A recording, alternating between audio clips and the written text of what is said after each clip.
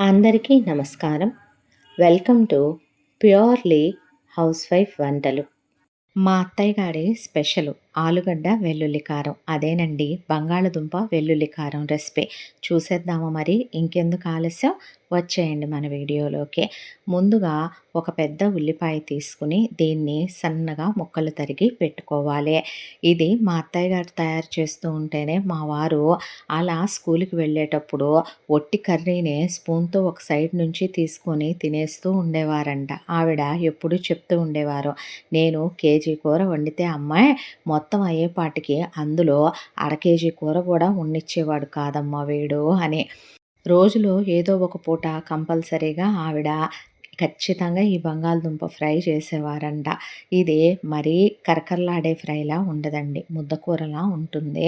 కానీ టేస్ట్ చాలా బావుంటుంది. సాంబారుతో, పప్పుతో, రసంతో అన్నిటితో సూపర్ కాంబినేషన్. ఉల్లిపాయలు ఇలా చిన్న చిన్న ముక్కలుగా తరిగి కొంచెం మర్దించి ముక్కలు విడిపోయేలాగా పక్కన ఒక బౌల్‌లో పెట్టుకోండి.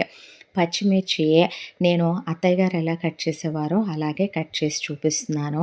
ఇప్పట్లా ఫైన్‌గా పెద్దవాళ్ళు కట్ చేయరు కదండీ! ఇలా పెద్ద పెద్ద ముక్కలే వేసేవారు ఆవిడ.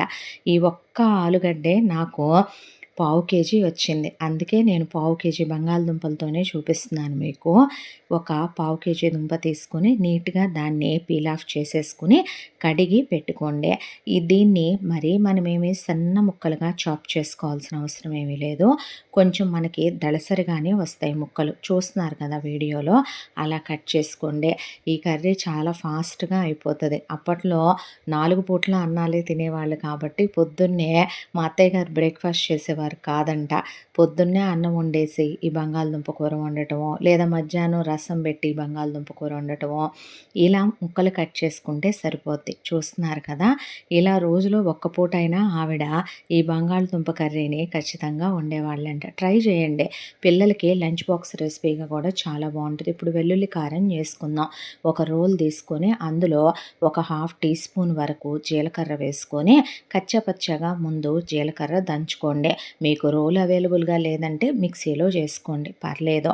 కానీ రోట్లో దంచితే ఆ టేస్ట్ వేరుగా ఉంటది. ఒక 10, 12 వెల్లుల్లి రెబ్బలు పొట్టు ఒలిచేసుకొని వేసుకొని వీటిని కూడా ముందు కచ్చాపచ్చాగా దంచేసుకోండి. చూస్తున్నారు కదా! వీడియోలో చూపించినట్లు దంచుకుంటే సరిపోద్ది. ఇప్పుడు ఇందులో ఒక టేబుల్ స్పూను కారం వేసుకోండి. కమ్మగా ఉంటది. ఆ వెల్లుల్లిపాయ కారంలోనే ఫ్లేవరు ఏదో స్పెషల్ మ్యాజిక్‌లా వస్తదండి. ఆవిడ వండుతుంటేనే మా అత్తయ్య గారి నోట్లో నీళ్లొచ్చేస్తాయి ఈ రెసిపీ. ఇప్పుడు స్టవ్ ఆన్ చేసుకొని ఒక కడాయి పెట్టుకోండి. కడాయిలో 3 టేబుల్ స్పూన్స్ వరకు ఆయిల్ వేసుకోండి. ఈ కూరలో కొంచెం ఆయిల్ పట్టుద్ది. ఎందుకంటే వెల్లుల్లి కారం వేస్తాం కదా! ఇప్పుడు ఇందులో ఒక పావు టీ స్పూను జీలకర్ర, అలాగే ఇప్పుడు ఒక పావు టీ స్పూను ఆవాలు, పచ్చిశనగపప్పు ఒక టీ స్పూను, ఎండుమిర్చి ఒక ఫుల్ ఎండుమిర్చి తీసుకుని దాన్ని ముక్కలుగా చేసుకుని ఎండుమిర్చి వేసుకోండి. ఇప్పుడు తాలింపుని సిమ్ములో పెట్టుకొని వేగనివ్వండి. హై ఫ్లేమ్ అస్సలు పెట్టుకోవద్దండి స్టవ్వు.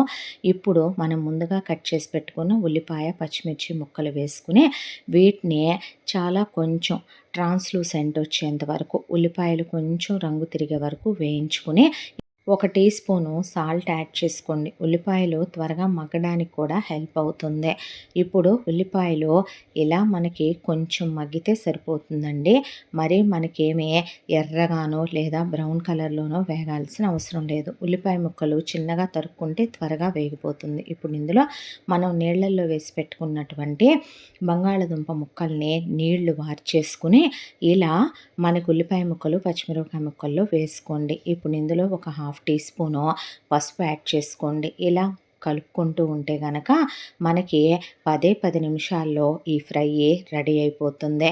ముక్కలకి పసుపు పట్టేలాగా ఫ్రై చేసుకోండి. ఫ్రై చేసుకొని ఇప్పుడు స్టవ్ మీడియం ఫ్లేమ్‌లో పెట్టుకొని ఇలా కూరని కలుపుకుంటూ వేపుకోండి. ఇది చాలా టేస్టీగా ఉంటదండి. మనం ఏదైనా రోటి పచ్చడి చేసుకున్నప్పుడు సైడ్ డిష్‌గా తినొచ్చు. పిల్లలకి క్విక్‌గా లంచ్ బాక్స్ రెసిపీగా చేయొచ్చు. ఎప్పుడైనా మనకి బద్ధకంగా, లేజీగా అనిపించిందనుకోండి, ఆ రోజు క్విక్‌గా, ఫాస్ట్‌గా రసం పెట్టేసి ఇది చేస్తే హ్యాపీగా లంచ్ ఎంజాయ్ చేయొచ్చు.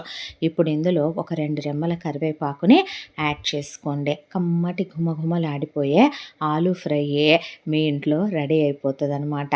దీన్ని ఇలా మనం కొంచెం కలర్ మారేంత వరకు మనకి బంగాళదుంప ముక్క చూసుకోండి. మెత్తబడే వరకు వేయించుకుంటే చాలండి. ఇప్పుడు ఇందులో మనం ముందే రెడీ చేసి పెట్టుకున్న వెల్లుల్లి కారాన్ని వేసుకొని మనం ఒకసారి బాగా కలుపుకోవాలి. యాక్చువల్లీ అత్తయ్య అయితే ఇలా తిరగేస్తూ వేపుతారు. నేను అందుకే ఆవిడ విధానంలోనే చూపించాననమాట మీకు. ఇలా అయితే ఏంటంటే ముక్కలన్నిటికీ ఆ వెల్లుల్లి కారం కలుస్తుందని ఆవిడ చెప్తూ ఉండేవారు. వేడి వేడి ఆలూ ఫ్రై రెడీ అయిపోయింది. దీన్ని వేడి వేడి అన్నంతో ఎంజాయ్ చేయండి. తప్పకుండా రెసిపీ ట్రై చేసి ఎలా కుదిరిందో చెప్పండి. మన ఛానల్‌ని లైక్ చేసి సబ్స్క్రైబ్ చేసుకోవటం మర్చిపోవద్దు. Thank you.